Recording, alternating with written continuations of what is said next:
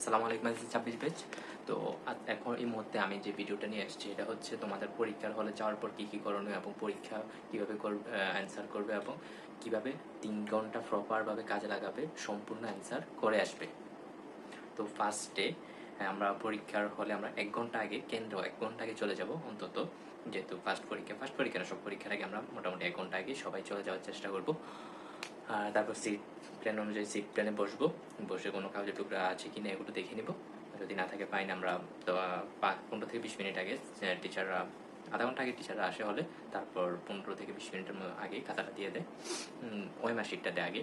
তো ওএমআর শিটের আগে রোল নং, রেজিস্ট্রেশন নাম্বার, বিষয় কোড, এগুলো আগে সঠিকভাবে আমরা ফিল আপ করবো, সঠিকভাবে নির্ভুলভাবে সময় নিয়ে। তারপর আমরা মেইন খাতাটা ফিল আপ করবো, দুইটা মোটা ওএমআর আর কি, একটা হচ্ছে এমসিকিউর জন্য, আরেকটা হচ্ছে সিকিউর ওএমআর, ঠিক আছে। তো এগুলো ফিল আপ করার পর আসেন, তারপর হচ্ছে আমাদের ফার্স্ট 30 মিনিট এমসিকিউ 30 মিনিটে 30টা এমসিকিউ, প্রত্যেকের জন্য স্বাভাবিকভাবে একটা করে, একটা এমসিকিউর জন্য 1 মিনিট করে পাবেন। এখন আসেন আমাদের যে সিকিউ, এখানে অনেকে টাইমটা মেনটেন করতে পারেন না, কিন্তু এখন ধরেন আমার এমসিকিউতে 30 মিনিট চলে গেল, আমাদের হাতে আছে হচ্ছে 3 ঘন্টার মধ্যে, আর আছে 2 ঘন্টা 30 মিনিট। এখন 2 ঘন্টা 30 মিনিটে আমাদেরকে 5টা সৃজনশীল এবং আরও যে বর্ণনামূলক প্রশ্ন আছে ওইগুলো অ্যান্সার করতে হবে। এখন 2 ঘন্টা 30 মিনিট আপনার সৃজনশীলগুলো আছে, এগুলো একটা সৃজনশীলে 20 মিনিটের বেশি দেওয়া কখনো যৌক্তিকতা আসে না। 20 মিনিটের বেশি দিলে আপনি 5টা সৃজনশীল কমপ্লিট করে আর হচ্ছে যে বর্ণনামূলক প্রশ্নগুলো আছে ওইগুলো অ্যান্সার করে আসতে পারবেন না।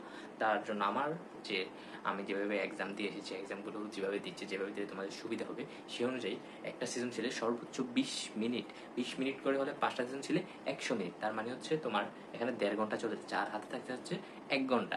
1 ঘন্টায় তোমার হচ্ছে আরও 20 নাম্বার অ্যান্সার বাকি আছে বর্ণনামূলক। তো ওইখানে মোটামুটি ধরো একটু টাইম লাগবে, 20 নাম্বার যেহেতু 20 40 অথবা আধা ঘন্টা লাগবে, 40 মিনিট অথবা আধা ঘন্টা লাগবে দুটো সেঞ্চুরিতে। তো দেওয়ার পরে তোমাদের হাতে আরও কতক্ষণ থাকবে? আধা ঘন্টা সময় থাকবে। আধা ঘন্টা কোথায় কোনটা বাদ দিয়েছো ওইগুলো ফিল আপ করবে এবং রিভাইজ দিবে।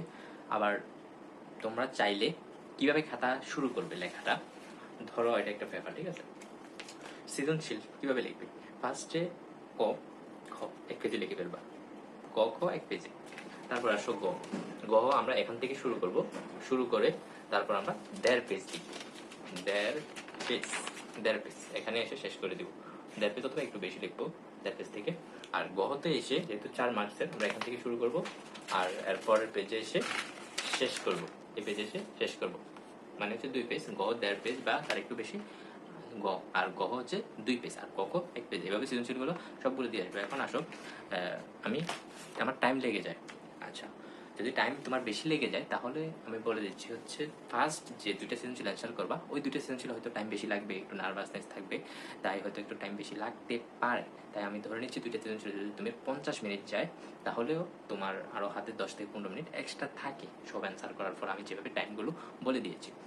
তো এইভাবে তোমরা মেনটেন করার চেষ্টা করবে, ইনশাল্লাহ তোমাদের ভালো কিছু হবে। আর প্রশ্ন কঠিন হলে সবার জন্য কঠিন, আর সহজ হলে সবার জন্য সহজ। সহজ হলে অতি উৎসাহিত হওয়া যাবে না, কঠিন হলেও নার্ভাস হওয়া যাবে না, ঠিক আছে। সবাই ঠান্ডা মাথায় পরীক্ষা দিও, সবার জন্য শুভ কামনা।